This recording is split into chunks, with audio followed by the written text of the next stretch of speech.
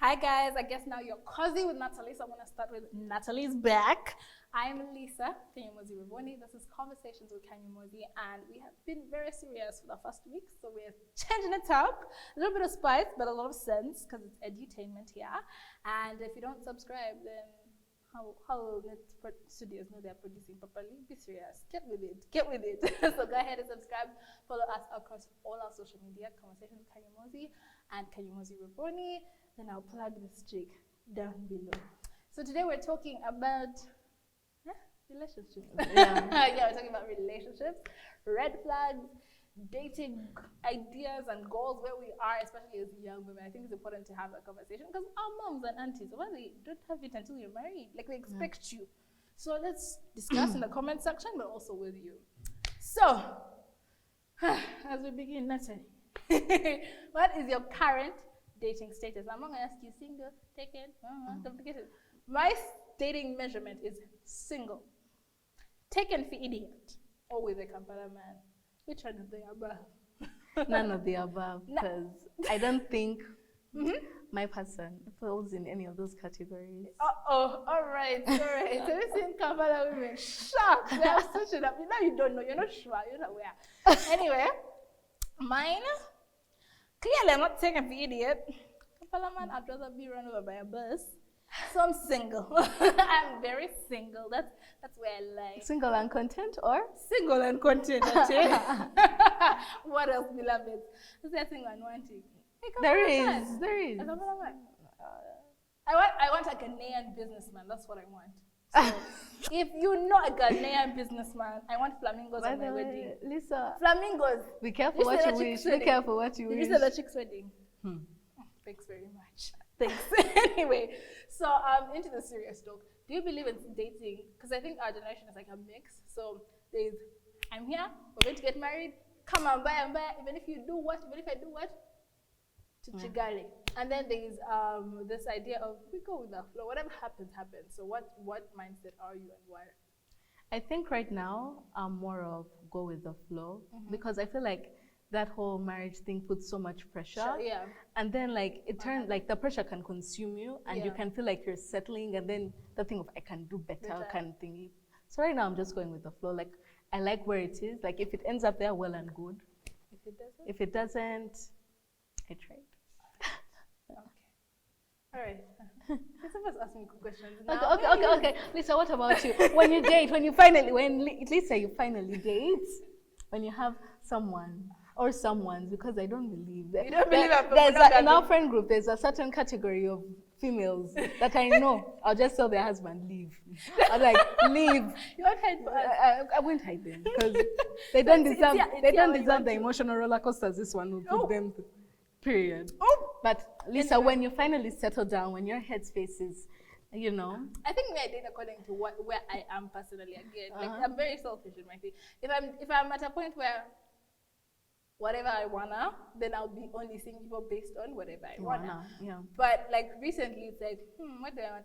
I want to experiment on what emotional stability looks like. Yeah. So that means now I have like the idea of, do you meet the criteria of an emotionally mature, intelligent person? If not, I don't want headache. There's a lot of headache in this city, guys. I'm trying to pay for weight loss. I don't want to get it for free. And then, that point. And then, but then also I realized that when you date people, sometimes you tend to kiss, and kissing can lead to children. So like, is this who I want to have as a baby daddy? True. So that's like a back mind that I think about before I get into anything serious. Then we're like, is this baby daddy material? Yeah.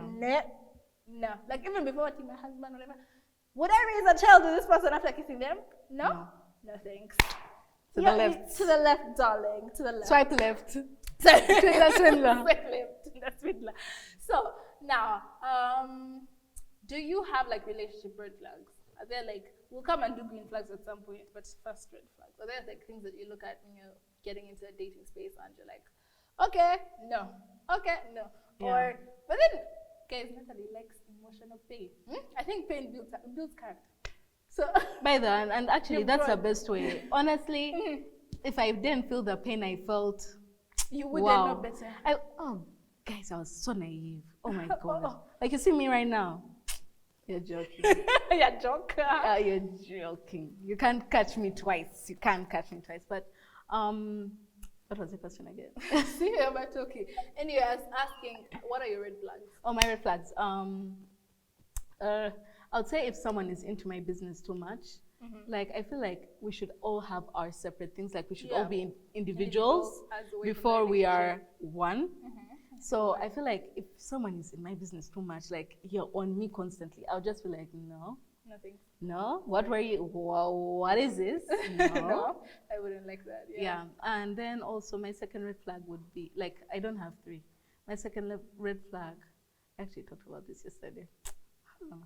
Okay, that was your thinking. Okay. Mine is, again, I mentioned it before, lack of emotional intelligence. Like, lack of emotional intelligence, that's where, like, if I know, I see that you as an individual, you do not know how to communicate.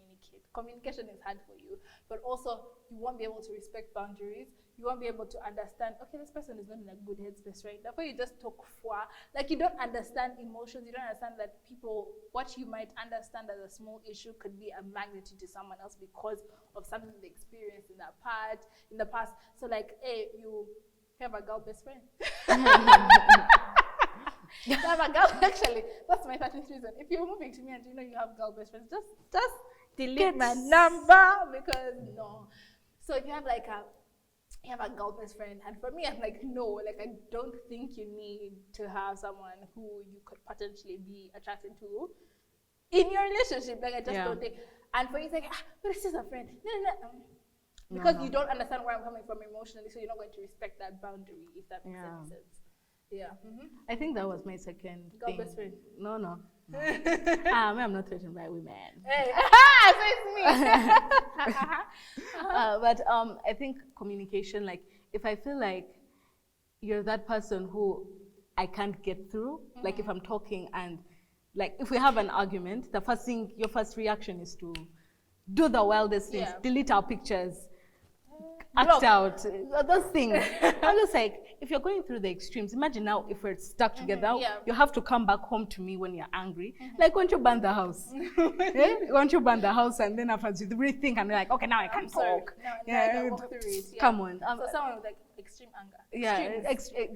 An extremist, when it comes to their emotions. Like if I'd rather we keep away, we don't talk, and then we can, when all is calm, and that's, I think for me, it would definitely be the second one. Since I'm doing two. I have a lot. Values. Let's say I'm single, I have a lot of red flags. That's me sitting and oops. Values. I'm very, very like centered around the things that I believe in and the things that I do. So like, for example, if you don't have a feminist mentality, like just hey, come out. Listen, are you the same person who said that a man who says I'm feminist? No, you don't have to be a feminist, but you can practice feminist values. Okay. Because have you seen? I will tell you in the corner. Anyway, but like if you do not have like feminist values and you don't like, because then you don't believe in love, and people don't believe in love. Like love as in unlearning the way we know love as individuals. Yeah. And all about love is about that. Bell hooks. So someone who, like, by politics of tolerance and all these different things, and a lot of people are very conservative. First of all, I'm not conservative. That's just not me. And I think I was having a conversation with my dad, and I was so surprised. He's like, if any of you bring for me someone who's conservative, I'm not going to tell him to pack and go because I don't want you to suffer, because I know in this house it has never been a thing. So if we do not share the same values, if our growing up and how we think we should grow up does not mirror, I'm going to be struggling with someone. I've said my daughter can go out. And for you, like, no. She's like, girl. But then you see that younger child, the younger boy, go out and like, you get? So things as tiny as that, but also in how we raise children. If you believe in tough love, shouting at whose child? That came out of where?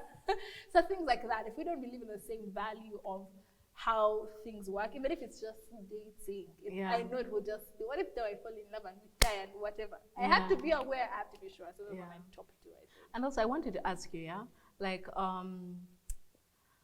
what would you get married for? Would it be for love or would it be for convenience? Convenience. What love? In Kampala. Let's be serious. Oh, baby, but if you see this and we're deep in love, I love you more than life itself. But I just think we should stop thinking that marriage is about love. Marriage is it has always been a business arrangement. Yeah. What makes sense? Obviously, now you guys are saying, oh, we're marrying for love. Romanticism. Oh, this is the problems in your marriage. Actually, ever since William Shakespeare came through, there's something, there was a shift, yeah, because before actually that's what marriage was, like love. two families. Yeah, two families, exactly. Two families coming together because they see that they make sense. And honestly, that obviously you have to be compatible with a person. You're not going to marry someone, yeah. And a complete opposite, and you're not going to have a conducive home because you're going to raise children. But I don't think it's for love. Like love can be there, but it shouldn't be the primary thing. Yeah, okay. Because now, I don't have a job. You don't have a job. We love each other. We just get married. We have children. Now we're fighting over school fees. What's the reason? Yeah. Yeah. I get that. Like things like, okay, not only in a monetary sense, also what other sense? What else do people fight about? No, like money. maybe Money is a big deal. Actually, in marriage, if you don't have money, it's don't. Yeah. It's because over. whether you love each other, if there is no power, money. there are no tomatoes, you're going to argue. So, yeah. Someone's going to be beaten. Yeah. Yeah. And So it's definitely not the man. So we all know where that is. I'm out. Anyway, so yeah, for convenience for me, you? For me, I think it would be, for convenience as well, because I'm just like, you guys, feelings go, they die. Yeah. Yeah, but at least it should be one of the reasons you're getting married to this person. But they should be at the underlying, like you should see the person and be like, you're smart, you're driven, you're that. Like you're just We're going to come back with an episode specifically around that. Thank you so much for watching Conversations with Kanye Mozi. Go ahead and follow us. Shout out to Goldsman's and Closet, and then there's also Overneeded somewhere. So shout out to all of the brands. Natalie's gonna put her handle. We're gonna put it right here, like here. We're cool YouTubers, and so will mine. Thank you so much. Go ahead and subscribe.